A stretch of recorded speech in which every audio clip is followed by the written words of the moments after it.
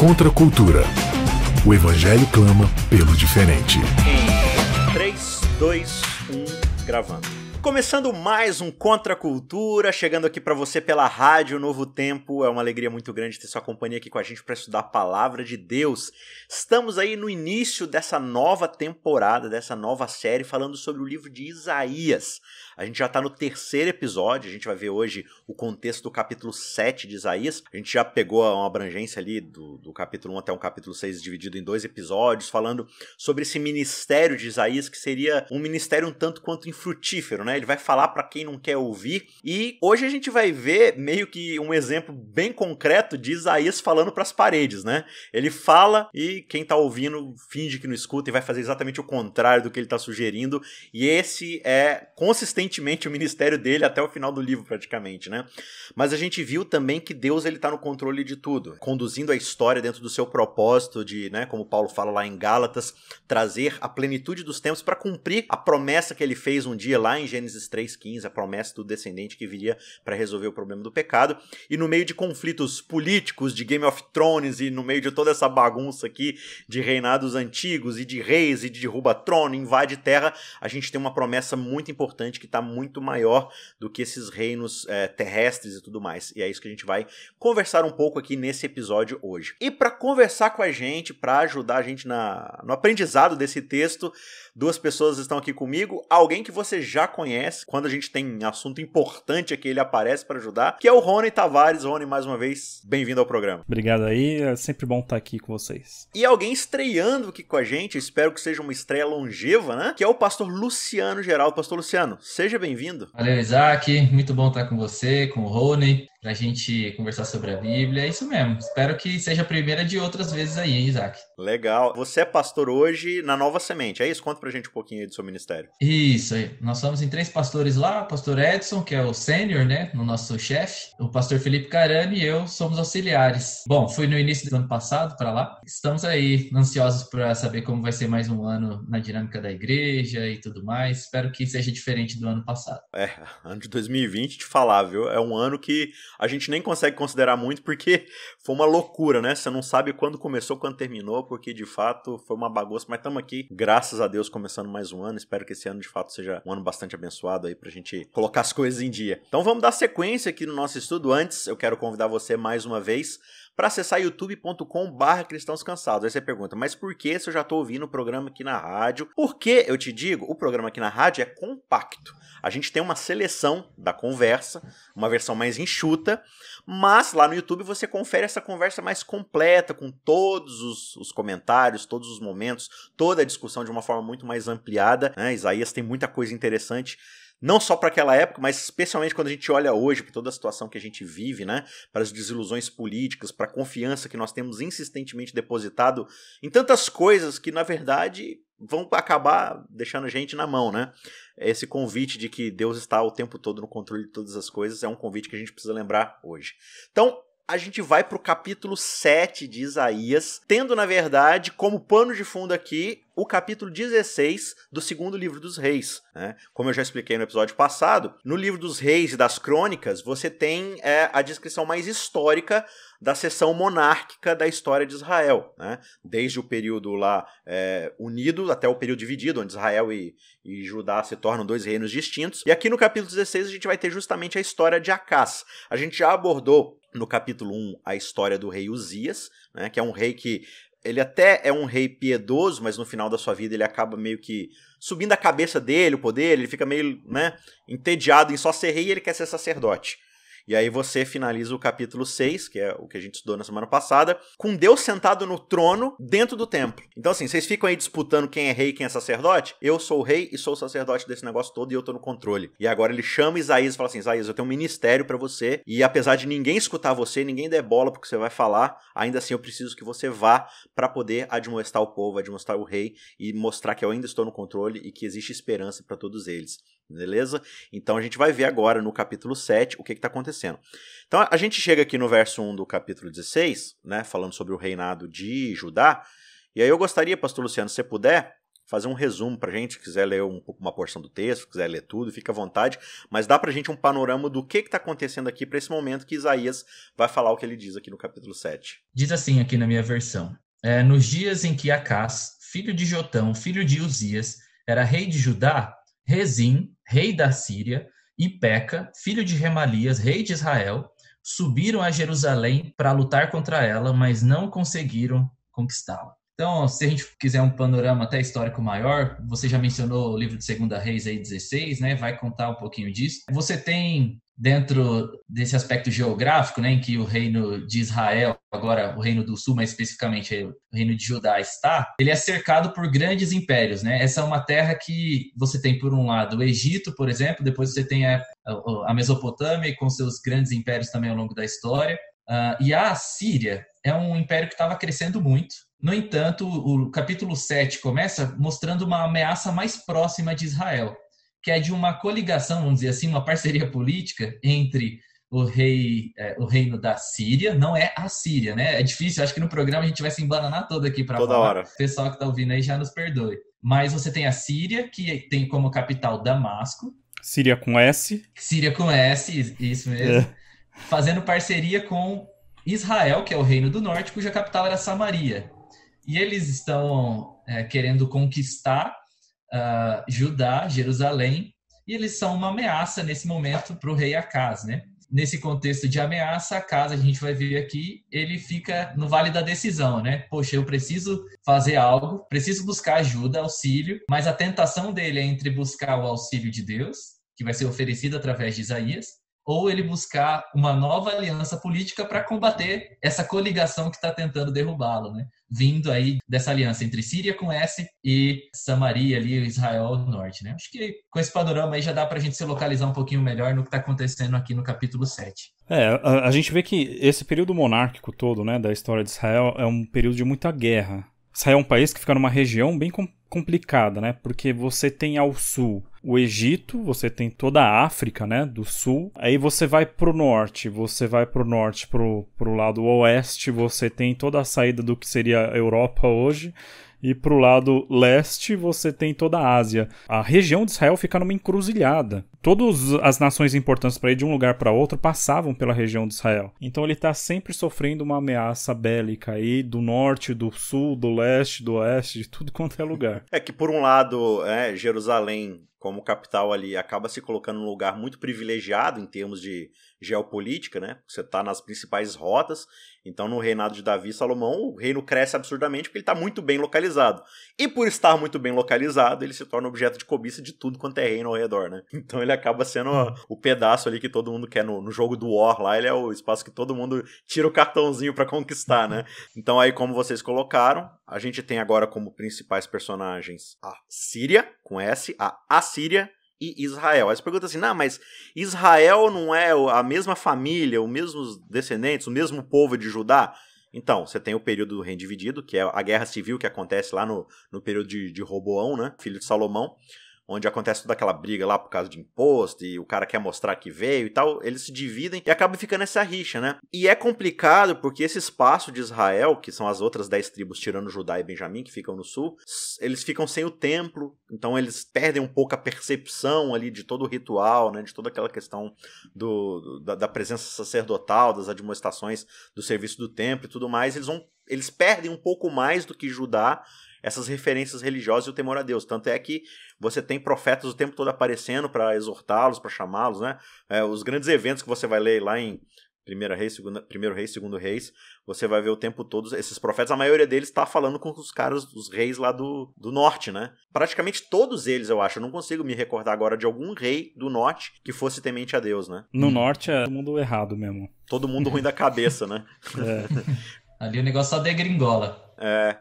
E a coisa chega a um nível tão absurdo que agora Israel se une ao inimigo, né? Se une à Síria para poder destruir os seus próprios irmãos, a sua própria família. Quer dizer, os caras já não têm nem a percepção de que Deus tem um plano para realizar através do povo de Israel. né? Eles já abriram mão completamente dessa realização e agora eles só estão pensando em termos de estratégia militar, né? E aí faz sentido você buscar essas alianças políticas, né? Porque é a única coisa que resta para você fazer. Se você não tem mais o compromisso com Deus que prometeu a terra, que prometeu através da aliança que ia proteger o povo e etc., se eles andassem pelos caminhos da lei e tal, então agora eles têm que buscar uma segurança que caiba na mão deles, né? Nas estratégias deles, porque senão já era, realmente.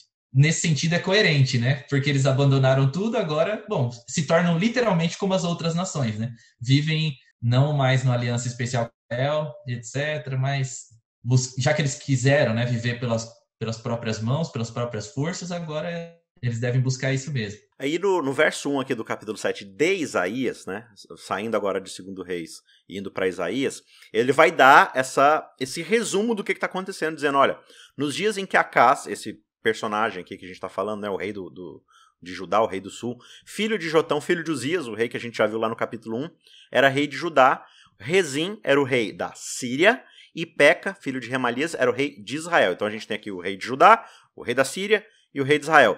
Sobe Rezim, rei da Síria, e Peca, rei de Israel, eles se juntam para lutar contra Jerusalém e a sitiar e tal, mas eles não conseguem conquistá-la. Eles fazem um cerco ali, mas Judá consegue resistir e tal, e aí fica aquela situação. E agora, o que o rei de Judá vai fazer? Verso 2, quando informaram a casa de Davi que a Síria estava aliada com Efraim, essa ênfase tem que fazer toda hora, né? Que a Síria estava aliada com Efraim, o coração de Acaz e o coração do seu povo ficou agitado, como se agitam as árvores do bosque com o vento. E aí o Senhor disse a Isaías, vá agora com seu filho Sear-Jazube, a gente já vai explorar este belo nome, encontra-te com ele, com Acaz, que está na outra extremidade do aqueduto do tanque superior, junto ao caminho do campo do lavandeiro. Diga-lhe o seguinte, tenha cuidado e fique calmo. Não tenha medo nem fique desanimado por causa desses 2 tocos de lenha fumegantes. Por causa do furor da ira de Rezim e da Síria, e do filho de Remalias, porque a Síria, Efraim e o filho de Remalias resolveram acabar com você, dizendo, vamos atacar e amedrontar o reino de Judá. Vamos conquistá-lo para nós e fazer reinar no meio dele o filho de Tabeel. Que aqui é o fantoche que eles queriam colocar para poder dominar o reino de Judá, né? Então, basicamente, a tarefa de Isaías é, você vai procurar o rei que está lá, mexendo com o aqueduto lá, verificando se Judá vai ter suprimento de água suficiente nesse cerco, né, essa coisa toda. Vai lá e acalma, porque os caras estão tremendo na vara, né, tremendo nas bases aqui, como bambu verde aqui, para descobrir o que está acontecendo, né? Então, você vai dar para eles uma mensagem, e essa mensagem está no verso 7. Alguma coisa que a gente quer comentar aqui sobre esse contexto principalmente o lance do nome do filho aqui, que eu acho que é importante a gente frisar aqui, porque acho que toda a mensagem vai girar em torno do nome do filho de Isaías, né? A gente tá falando da Síria com S, né? E de Israel do Norte fazendo essa aliança. Se a gente vê, não muitos anos antes, essa mesma Síria estava assolando o Reino do Norte, né? Vocês lembram na época de Elias, de Eliseu, que tinha até acho que era Amã, né, o que se banha lá no Rio Jordão. Naamã, exato. Amã é o de Esther. A gente tem, assim, a ideia aqui que o texto está passando é de uma decadência moral. O Reino do Norte, ele está se voltando contra o seu próprio irmão e está se aliando com um povo pagão que há pouco tempo atrás estava assolando ele mesmo, né? Então, esse é o cenário que está sendo criado aqui, né? Toda uma decadência moral. E a gente vai ver não só do Reino do Norte, mas também do Reino do Sul. Demora um pouco mais para chegar nessa depravação total, vamos dizer assim, né, Rony? Até mesmo o exílio, né, que era essa consequência máxima da quebra da aliança, do afastamento total, acontece primeiro para o Reino do Norte, né? Não é à toa, é por causa desse contexto mesmo. Eu destacaria aqui, Isaac, desses versos que a gente leu, esse aspecto curioso, né, de Deus tem uma mensagem para o rei Acaz, que está lá no arqueduto, né? Possivelmente, já que ele estava com medo, ele já estava tentando ajustar uma ideia ali para que não no próximo cerco, né, que poderia ocorrer, a cidade fosse abastecida com água e tal. Então, de novo, né, a gente vê aqui o rei confiando na sua estratégia. E aí, então, vem o profeta, mas só que a ordem dele não é só ir e falar, ele tem que levar o filho. Porque o filho em si, ele é uma mensagem. E o nome dele, né, em algumas versões está um resto volverá, ou Shear Yashuv, né? E tem um simbolismo muito interessante, esse nome aqui, né? Um significado muito interessante. Porque, basicamente, ele pode trazer 2 mensagens. Ou de que realmente, um restante voltaria do exílio, não tem mais chance. O rei, por conta do seu afastamento, né? Lá no capítulo 16 de 2 Reis, fala que ele ofereceu o filho em sacrifício aos deuses, né? E tal. Então, o cara que começou mal. Se Uzias tinha começado bem e depois elevou o coração e aí ele quis ser mais do que ele realmente era, Acaz começa super mal, né? E basicamente o que a gente sabe sobre ele é que ele continua indo de mal a pior. Então, poderia ser a primeira possibilidade de que não tem mais o que fazer, o povo vai para o exílio, mas um resto iria voltar do exílio. Agora, outra possibilidade tem a ver com essa segunda palavra, né? Que é do verbo shuv, que é voltar ou arrepender-se, né? Que tem todo um significado relacionado à aliança, que é o seguinte, olha, por mais que vocês estejam andando por maus caminhos, a partir do momento que vocês voltarem para mim, shuv, se arrependerem, então eu vou evitar de trazer o mal que eu prometi que traria. Então a gente tem essas duas possibilidades aí ligadas a essa palavra. Mas de qualquer forma, o rei ele é confrontado com a mensagem do profeta, que é a seguinte: olha, você precisa decidir. Você está aí no arqueduto tentando bolar uma estratégia para tentar resistir, etc, etc. Mas a mensagem do profeta é: olha, esse aí é um toco de lenha fumegante. Essas pessoas que você está com medo, né, que é tanto o rei da Síria com S quanto o representante de Samaria, eles são só tocos de lenha fumegante. Então é legal isso porque basicamente você olha para um fogo muito grande, uma grande fogueira, você é intimidado, você sente medo. Mas só quando você tira 2 gravetos, esses gravetos eles logo se consomem e pronto, passou. A ameaça deles é passageira, né? E eu acredito que a mensagem do profeta é isso, olha, preste atenção naquilo que é o mais importante, você está tendo medo ou você está temendo o rei errado ou a ameaça errada. Volte-se para mim, aí você vai permanecer. Eu acho que até algo que a gente vai comentar um pouquinho mais para frente. Agora, você estava falando aí desse lance de Isaías levar o filho, né, a ordem de Deus. Isso não vai acontecer só aqui, porque a conversa que a gente vai ver em seguida vai envolver também o nascimento de um filho. No capítulo 8 vai ter o segundo filho de Isaías. E tudo girando aqui em torno de filho, filho, filho. Parece que dentro dessa etapa aqui do ministério de Isaías, você trabalha muito com essa ideia de filhos, né? O que é irônico da parte de Deus, não sei nem se é uma provocação da parte de Deus, porque ele tá falando com um rei que justamente ofereceu seus filhos a divindades pagãs, né? Então assim, você abriu mão de um presente que eu te dei, que foi seus filhos, sua descendência, sua semente, pra ir atrás de outros deuses. Agora, todas as mensagens que eu tô te mandando agora vai ser por meio de filhos. Eu não sei que tipo de impacto isso causava na cabeça de Acaz, mas eu acho que tem uma significação muito, muito própria aí, né? Sim, é interessante ver que como funciona a ideia de profeta, né, nesse período, que a literatura, toda a literatura profética, a ideia do profeta não é só um cara que vem e fala uma mensagem, ele não é só um carteiro que vem entregar uma carta. A mensagem tem a ver com ele se torna a mensagem também. A ideia é que o profeta acaba se envolvendo da forma mais pessoal possível com a mensagem. Então a gente vê Isaías, os filhos dele, a família dele vira essa mensagem. Os filhos dele, os nomes dele são a mensagem de Isaías. E a gente vai lembrar de outros exemplos, né? Oséias é o exemplo clássico e tal, a esposa dele e tal. Mas se a gente vê o próprio Jeremias, ele não está falando de uma situação que não tem a ver com ele. Ele está sempre inserido pessoalmente. Então isso é um elemento interessante. O profeta ele não vem só falar uma mensagem. O profeta ele mesmo é a mensagem ao mesmo tempo, né? O pessoal diz ele é a boca, né? Porque ele está envolvido com a coisa. Ele não está distante da mensagem que ele está vindo trazer. Isso tem a ver também com aquelas manifestações simbólicas que os profetas fazem, né? De colocar aqueles canzis, né? Por exemplo, Jeremias, né? Ele está trazendo uma mensagem do exílio, ele literalmente, é como se fosse um teatro de rua, né? Ele coloca um negócio sobre os seus ombros e fala, olha, é exatamente isso aqui que vai acontecer com vocês se vocês não se arrependerem. Tem vários outros exemplos, né? Mas isso que o Rony falou é bem importante. Às vezes a gente pensa no profeta como um megafone, né?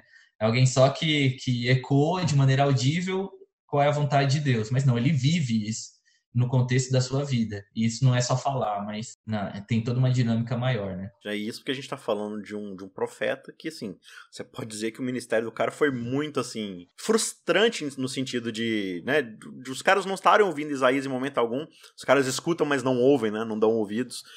E ainda assim ele vai, né, a todo instante, as últimas consequências, seguindo a vontade de Deus à risca aqui, para poder, de fato, levar a esperança até o segundo final, assim, pro povo. E, infelizmente, assim, os caras não dão ouvidos, como a gente vai perceber agora, né? E aí, do verso 7 ao verso 9, você vai ter essa descrição, né, o próprio Deus falando por meio de Isaías, de que não tem chance dos caras, né, a Síria e Israel, não tem chance dos caras prevalecerem. Ele fala que vai acabar com os dois vão chegar ao fim, né? Como já teve essa ilustração aí, né? Do tição tirado do fogo, como dizem algumas versões, né? Esses gravetinhos eles vão apagar em algum momento e não vai sobrar nada. Vocês estão preocupados com que, olha, se você não crê que vai ser destruído, né? Se você crê em mim e tal, vocês não vão perecer, né? Mas o contrário também é verdade, né? Se vocês tentarem fazer qualquer tipo de outra aliança, ou se vocês não confiarem em mim, confiarem no próprio homem como solução para os seus problemas, a coisa não vai dar certo. E aí tem uma das passagens mais incríveis aqui do livro de Isaías, que é o trecho aqui do verso 10 em diante, que é a grande promessa, que vai ter um grande desdobramento lá para o Evangelho, e aí a gente vai entender um pouco do que isso está dizendo aqui nesse contexto imediato, que é o seguinte, verso 10. O Senhor continua a falar com Acaz, dizendo, peça ao Senhor o seu Deus, ênfase aqui em seu Deus, peça ao Senhor o seu Deus um sinal, quer seja embaixo, nas profundezas, ou em cima, nas alturas. Acaz, porém, disse, não pedirei nem tentarei o Senhor. Rony, me impressiona a piedade do rei Acaz, né? O cara tá seguindo quase um mandamento bíblico, né? Igual Jesus falou assim, que a gente não pode pôr à prova o Senhor nosso Deus, né? Acaz, como uma pessoa piedosa e conhecedora da Escritura, ele não quis tentar a Deus, né?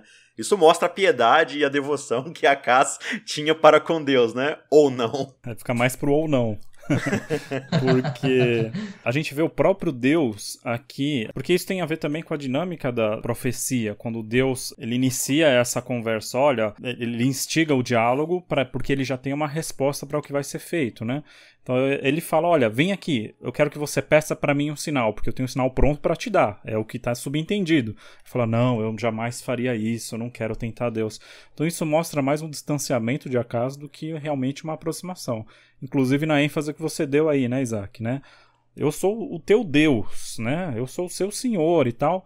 E ele responde, não, o Senhor, de forma mais afastada, ele fala, eu não vou pedir, eu não vou tentar ao Senhor. Eu imagino que Acaz talvez estivesse até meio com medo do que é que Deus está querendo, o que Deus vai fazer quando ele se meter no meio da nossa história aqui, né? É melhor ele não se intrometer aqui no nosso assunto, porque a gente já está resolvendo. Então eu prefiro não pedir nada para Deus, não. Isso me recorda, por exemplo, o caso de Pedro, né? Quando Pedro tá lá diante do lençol, com os animais puros, impuros, tudo misturado lá, né? E aí Deus pega e fala assim, ó, mata e come. E aí a resposta de Pedro é, não, Senhor. Aí você fica pensando assim, né? Peraí, se ele é Senhor, você não fala não. Você não diz não pro seu Senhor. Ou ele é Senhor, ou ele não é, né? A pessoa fala assim, não, Senhor. Aqui parece que acontece a mesma coisa, né? Não, eu não vou tentar, Senhor Deus, mas Ele mandou você fazer isso. Ele ordenou que você... Aí você tá falando assim, não, Senhor, não vou fazer o que o Senhor tá pedindo, não. Já que o Senhor é meu Senhor, não vou te obedecer, não. Eu falo assim, poxa, mas eu sou seu Senhor ou não sou? Isso só vai ilustrar de fato o que tá se passando no coração de Acaz, que são as escolhas que ele vai tomar daqui em diante, né? E tem uma coisa bem interessante aí, Isaac, do jeito que o texto se desenrola e como Deus conduz essa profecia, esse oráculo profético, né? Porque a ideia que o texto está dizendo é, Acaz, eu tô te pedindo, eu tô te convidando a participar dos meus planos. Acaz fala, não, de jeito nenhum, eu não vou fazer isso. Deus, tá bom, mesmo assim eu vou dar um sinal. Eu falei para você pedir um sinal, você não vai fazer, mas mesmo assim eu vou dar um sinal. Quer dizer, Deus está falando, você quer fazer parte disso aqui? Acaz fala, não quero, não vou me intrometer nisso. Deus fala, tá, tudo bem, vai funcionar do mesmo jeito, Acaz, não vai depender de você. E isso me lembra, Rony, essa resposta dele aí de aparente piedade, né, como vocês já mostraram que não é, me lembra o profeta Jonas, né? Lá no capítulo 1, a primeira fala de Jonas, depois de fugir de Deus, né, tentar fugir de Deus, dormir no porão do barco, lá então, enquanto o mundo está literalmente acabando, né? E aí quando as pessoas vêm questionar Jonas, né, de onde ele veio, qual povo ele era, qual era o Deus que ele servia, ele fala, primeira fala dele no livro, sou hebreu e temo o Senhor que fez o céu e a terra. Que parece ser uma excelente declaração de fé, mas ele está fugindo desse Deus e ele não está dando a mínima para os caras que estão no barco. Então, o contexto ele é muito importante para a gente sacar as ironias do que está acontecendo, né? Essa aparente piedade do rei é só uma aparente piedade. Ele realmente não está se importando e não quer que Deus execute seus planos na vida de Acaz, ou melhor, Acaz não quer ser parte daquilo que Deus vai fazer, né? O Jesus no seu ministério ele vai ensinar depois, né? Nem todo que diz Senhor, Senhor entrará no meu reino, mas aquele que faz a vontade do meu Pai que está nos céus, né? Então, olhando para o nosso contexto hoje, muitas vezes a nossa vida acaba sendo um pouco assim, né? A gente professa uma coisa e a gente vive outra. Deus fala para Moisés lá em Deuteronômio, né? Olha, Moisés, né? O povo fica aí, não, o que o Senhor falou faremos, o que o Senhor falou faremos, o que o Senhor falou faremos. E aí Deus fala assim, olha, em tudo isso o povo respondeu de forma certa. Quem dera tivesse um coração alinhado com a boca, né? E muitas vezes acaba sendo assim com a gente, né? O nosso coração está desalinhado com a boca, porque a gente confessa uma coisa, a gente professa uma fé, uma realidade, mas o jeito que a gente acaba vivendo, as nossas escolhas, as prioridades que a gente coloca na nossa vida, as grandes referências que a gente coloca, acabam sendo em substituição a Deus, e a gente mostra de fato onde está a nossa devoção, né? Acas em momento algum vai fazer a vontade de Deus aqui. Ele está o tempo todo mirando a sua estratégia, o que ele pensa. E aí entra até um conceito interessante, que acho que o pastor Luciano tinha começado a falar, né? Se você aceita Deus como Senhor, ele vai começar a mexer nas coisas. E aí você perde o controle. Você abre mão do controle. E aí tudo aquilo que você bolou como estratégia, que você confia, vai por água abaixo. E você quer ter esse senso de controle, porque estando no controle, pelo menos você tem a sensação de que você está, né, resolvendo as coisas. Aí que você coloca na mão de Deus, Deus fala assim, não, pode deixar que eu vou resolver. Então assim, poxa, mas aí ele vai fazer coisas que eu não estou preparado para abrir mão e tudo mais, né? E aí tanto é que aí Isaías vai justamente, né, falar, olha, escute, casa de Davi. Será que não basta para vocês abusarem da paciência dos homens? Vocês querem abusar também da paciência do meu Deus. E agora a ênfase aqui mudou. Antes ele fala, o seu Deus, né, quer que você peça um teste. E aqui ele fala, o Senhor meu Deus está com a paciência esgotada, né? Vocês estão abusando. Ou seja, já ficou claro para todo mundo aqui, casa de Israel, que vocês não têm mais Deus como Senhor. Deus não é mais o Deus de vocês. Por causa de vocês, não por causa deles. Né? E aí vem a grande mensagem que Deus tem para o rei Acas, né? O Rony comentou pra gente, né? Olha, você não vai pedir um sinal, não? Mas eu ainda vou agir. Porque eu sou Deus e eu não preciso da autorização de vocês. Eu estava oferecendo para vocês a chance de embarcarem nessa aventura juntos, né? Mas já que vocês não querem, eu vou dar o sinal de qualquer forma. Verso 14. Portanto, o Senhor mesmo lhes dará um sinal. Eis que a virgem conceberá e dará à luz um filho e lhe chamará Emanuel. Ele comerá manteiga e mel quando souber desprezar o mal e escolher o bem. Na verdade, antes que este menino saiba desprezar o mal e escolher o bem, a terra daqueles 2 reis que você tanto teme será abandonada. Olha, eu já estou prometendo aqui para você que não vai demorar. Não vai nem dar tempo de uma criança se desenvolver por completo e os caras já vão não ser nada no cenário político aqui, né? No cenário bélico e tudo mais. O problema é maior do que você está pensando, mas enquanto isso, na hora de lidar com isso que está na sua frente aqui, confie em mim, mas você não quer confiar, então eu vou dar um sinal para você independente do que acontecer. E aí em cima desse sinal a gente tem todo um desdobramento aqui que transcende a história do próprio Acas e do próprio Isaías, né? A gente tem, e você fez um marco importante, essa é uma resposta que Isaías dá à fala do rei, né? Então, obviamente, por intermédio de Isaías, Deus está respondendo o rei aqui, né? E ele fala primeiro, meio que se dirigindo à casa de Davi, né? E esse é um negócio curioso, porque até então era um diálogo de Deus com o rei, né? Através do profeta. Daí do nada, escutem agora a casa de Davi. Vocês estão abusando da paciência do meu Deus e tal. Portanto, Deus lhes dará um sinal. Pelo menos é assim que está na minha versão. E logo em seguida, então, vem o sinal que é a virgem conceber e dar à luz. Acho que um negócio importante, Isaac, para a gente entender melhor o peso dessa situação aqui e o quão importante é a decisão de Acas, é que essa expressão casa de Davi, ela remete a um momento muito importante na história, que é a aliança de Deus com Davi, que acontece lá em 2 Samuel, no capítulo 7. E o que acontece lá? Assim, só para a gente recapitular. Moisés, ele quer construir uma casa para Deus, e Deus fala, Davi, é eu que vou construir uma casa, uma dinastia para você. É isso que vai acontecer. O trono jamais se apartará dos seus descendentes. E eu digo mais, um descendente virá de você e ele vai reinar para sempre. Então essa é uma expectativa do Messias, né? Que acompanha a casa de Davi. A gente tinha a promessa messiânica lá de Gênesis 3,15, de que viria um descendente para pisar na cabeça da serpente, etc, etc.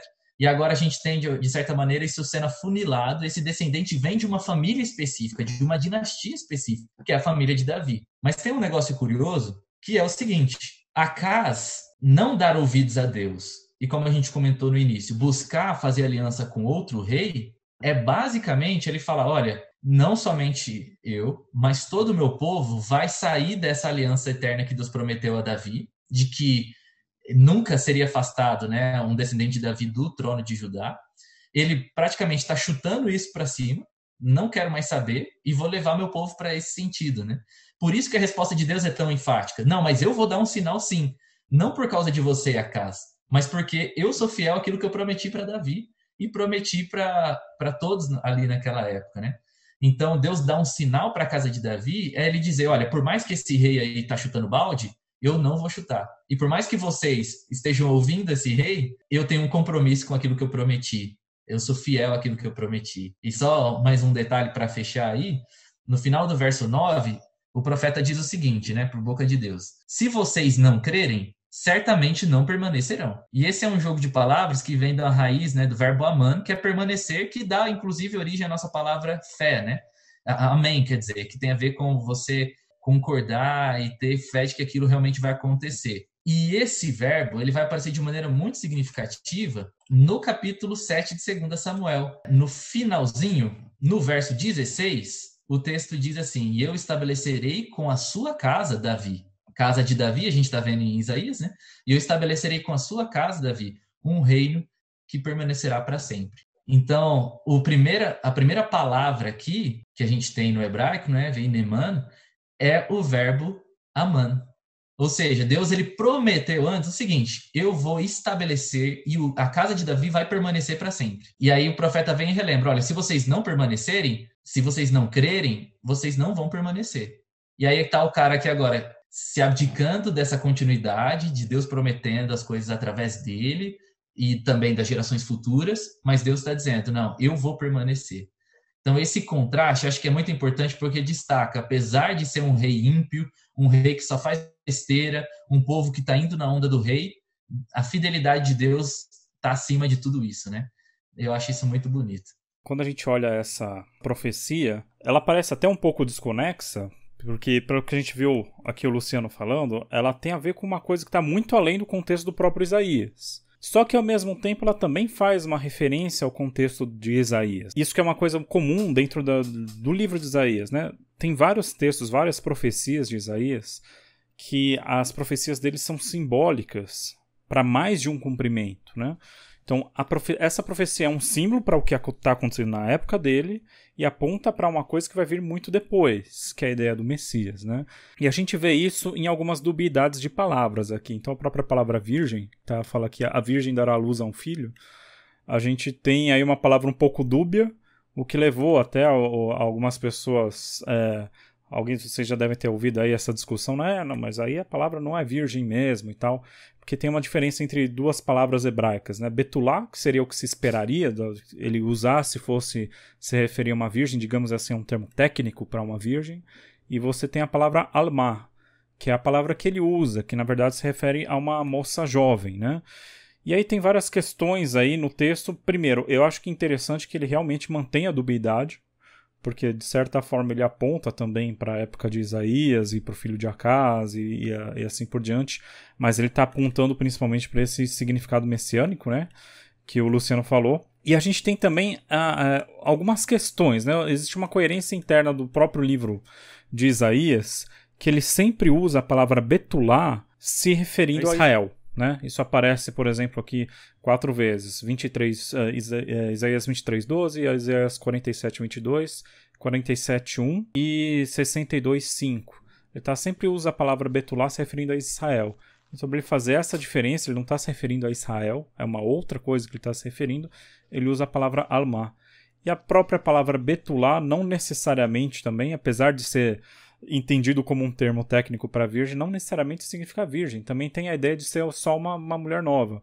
Então, por exemplo, na própria Bíblia, a palavra Betulá aparece diversas vezes, né? 51 ocorrências no Antigo Testamento, e só 3 delas são inequivocamente se referindo a uma mulher virgem, né? Seria em Levítico 21:13, Deuteronômio 22:19 e Ezequiel 44:22. Então, a ideia é que essas duas palavras, elas são intercambiáveis. Você pode usar uma ou outra, e por esses motivos que a gente falou, Isaías acaba preferindo o termo Alma em vez do termo Betulá, aí para se referir a essa virgem. Não, e um adendo só aí, né, Rony, que você comentou, dessas 4 ocorrências de Betulá, ela vai aparecer não só referindo-se a Israel, né, mas a um arquétipo de povo, né? E aí é difícil de você pensar num cumprimento como realmente vindo de uma virgem, de uma pessoa em específico, se todas as ocorrências dessa palavra no livro de Isaías a povos, né? Tipo, uma virgem ou uma mulher como um símbolo de todo um povo. Então, vai aparecer 2 vezes relacionado a Judá, depois uma vez a Babilônia, uma vez a Sidom, né? Então, você tem esse difícil uso, né? Se ele coloca essa palavra aqui, que, como você disse, ali seria um termo mais técnico, gera uma confusão muito grande, inclusive de tipo, ele está fazendo uma referência a uma mulher específica. Poderia ser um negócio mais genérico, né? Como se referindo a Judá como um todo, como em outros casos. Então, tem essas dubiedades aí nas palavras que é importante a gente entender. É importante todo esse panorama porque a gente está vindo num crescente aqui de um povo que está perdendo a sua identidade, o seu senso de propósito, que é justamente carregar a descendência que vai gerar o Messias lá na frente, né? E eles estão perdendo seu senso de missão, perdendo a fé em Deus, estão nessa crise de identidade, de liderança, essa crise política. E Deus basicamente está falando aqui para o povo que assim, olha, vocês estão preocupados com agora, mas existe algo muito mais amplo acontecendo, né? E como a gente viu no final do capítulo anterior, Deus promete para Isaías, mesmo que tudo seja desolado, vai sobrar pelo menos um tronco para sair uma semente, né? Lá na frente ele vai falar nos próximos capítulos aí que a gente vai estudar, vai falar do tronco de Jessé, né? Da raiz de Davi ali e tudo mais. Ou seja, vai acontecer. A questão é, aqui e agora, vocês creem nisso? Vocês têm essa esperança? Vocês têm essa confiança? E muitas vezes a gente fica nessa luta assim, né? Poxa, será que eu confio em Deus para algo que está muito além do aqui e do agora, mas que também afeta o meu presente, afeta a minha realidade? Ou será que eu vou... Não, essa coisa etérea aí de céu, de futuro, de salvação, isso aí é um outro departamento da minha vida, né?